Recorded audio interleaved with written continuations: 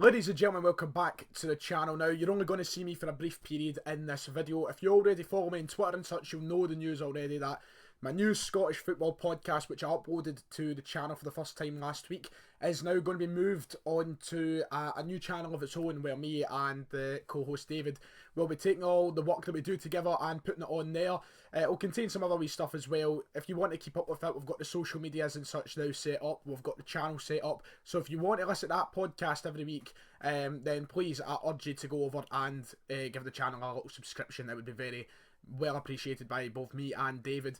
Now, I'm still going to try and get David involved in the channel and stuff, and do stuff maybe every week and so with him, like I'm going to do today. So today I'm going to upload this little clip just now, which we discuss the Leigh Griffiths situation, him coming back into the team, and his absence from the team just before that as well, and also my kind of views and predictions heading into the Kilmarnock game tomorrow night. Also David giving his views on that game too. So it's just a little bit of the podcast, about 10 minutes or so, and if you want to listen to the whole 50 minutes, then on you go and head over to the channel, and please leave it a subscription as well. Honestly, any support would be greatly appreciated. The links to the Twitter and everything will be in the description. The info button will have the channel will be below. Everything you need to find is in that description.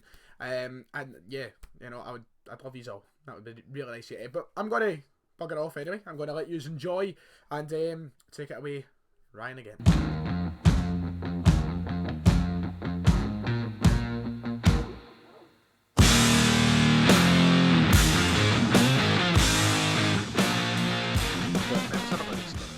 Yeah. And you were there. I was a bit further up the road. I was in Maryhill for the weekend. Maryhill's wonderful. Aye, and I mean, it didn't produce the biggest quality. I tell you what, though, we said last week that I said I fancied Griffiths for this game, and aye, that was. And the Celtic experts said there was no chance of him happening. Well, do you know what? I've ate my words, and you know what? I sit back now, and I'm really delighted he scored. The minute the ball hit the back of the net, I couldn't be more happy for Griffiths. And it's nice to see, even today, I think it was, or maybe yesterday, Callum McGregor coming out and talking about how happy he was.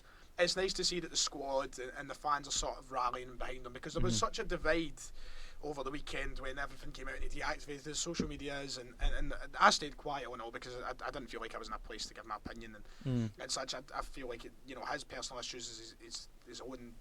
He has to worry about that, not me. I think it's about, he's in such a limelight now that everything that's going on in his life is very public. I know, and regardless of what you think of Leigh Griffiths, I said it last week, if you can get the wee man fit and firing for Scotland, he's going to be the difference for us. And despite it only being a tap-in goal, if you like, got to be there to finish them, don't you? Exactly, and that's a striker's goal. If a striker's there to do his job, get goals, that's what matters. I did think it was interesting that Celtic put him out for the press interviews after the game. I thought that was very interesting. It was really interesting, but I'm glad they quite gave a show him that of faith, opportunity. really. Exactly. I think there's been so many questions surrounding what his place in the squad is, and what everybody and what Lennon probably thinks of him, and where we're going to ship him off. I think this is a real kind of a real marker from Neil Lennon showing we're going to stick by this guy. I mean, in hindsight, actually, it shouldn't have come as too much of a surprise that he went with two strikers. Obviously, with Christie being suspended and Forrest sort of bang out of form. I think everybody just presumed that. Yeah, and El Yunusi's obviously out as well. So to go with two up top and to chuck Griffiths in, fair enough, he scored the goal. No, I hope it's a situation where it's heat done for Griffiths. Work hard. It's got to be, and I think there's got to be things. Despite obviously the first thing, the priority for Leigh Griffiths will be right. Get back in the Celtic team, give Edward the competition, and get a genuine conversation out for me to be back in this side. But also in the back of his mind, we've got big games for Scotland. Yeah, and if he can score over the next, if he can come on, score goals even like that over the next, 2 or 3 months. Yeah, well, we've spoken about the lack of striking options we have, and I think you'd struggle to find anyone who would disagree that if everyone was fully fit and sharp that he was the best. I don't think anyone would disagree with that. Even the most ardent Leigh Griffiths hater, I don't think would disagree with that. You just have to look at the last time Scotland were in a qualifying campaign. I mean, although we didn't qualify in the end, when Strachan started playing him, he was the difference. So, if he can get himself fit and firing, then he's definitely going to be up for the start. And we'll see tomorrow night, I suppose, at Rugby Park, as my voice leaves me. Jeez, what's happening today? We'll see tomorrow at Rugby Park if he's given that opportunity again. What games are on? It's Celtic, Killie on the telly, is it? Celtic and Killie will be on TV, yes, I believe, because that's the Rugby Park again, as special. you said, I mean, that could be a really, really interesting game. Celtic got 3 stands? No, 2.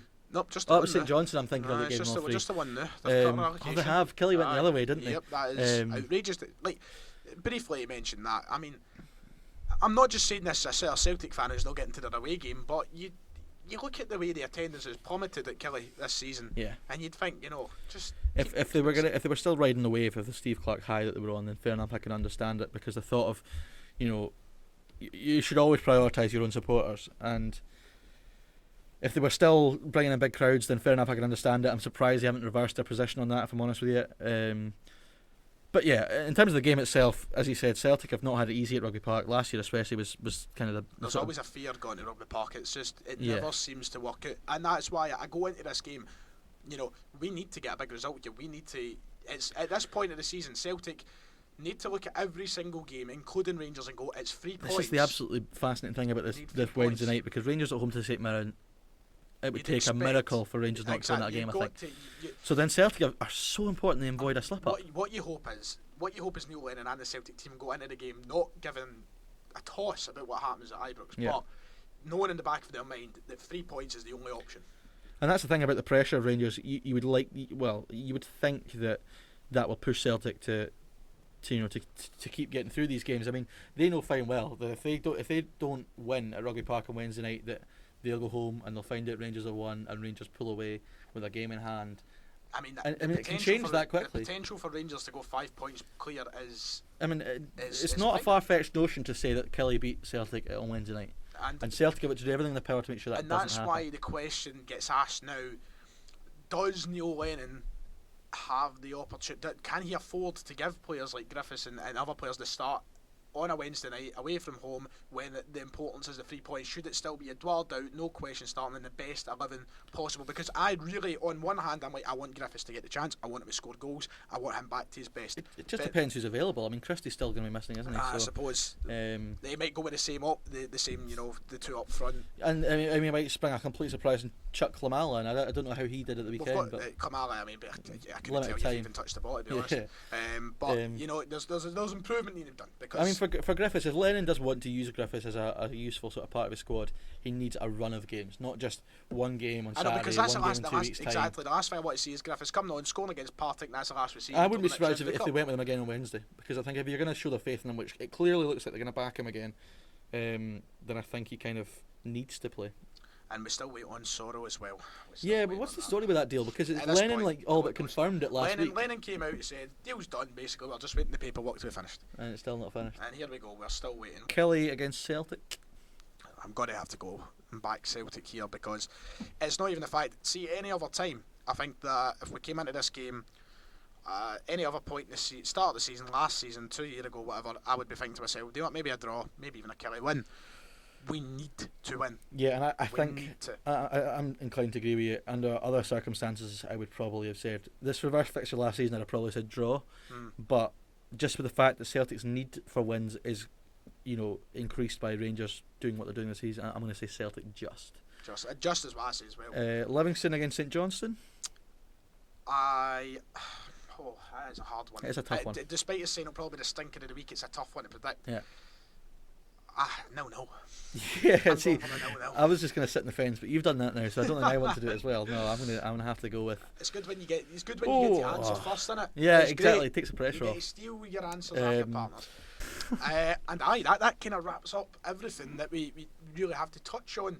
I mean, we've got a big week ahead, I suppose, with the new channel being here, and I suppose another podcast out throughout the week. Is that what we're aiming for? I think we'll try and get a reaction up to the midweek games. There'll be preview to the weekend on Thursday. Because obviously at the weekend we've got more games to talk about. Yeah, and not just the Premiership at the weekend. So exactly, I'm looking forward to that. Get a wee bit of shine a wee bit of a light on the lower leagues and such, and Dunfermline's back. We've got some Friday night football this week. That'll be interesting. Dundee at home, two teams who aren't exactly flying this year.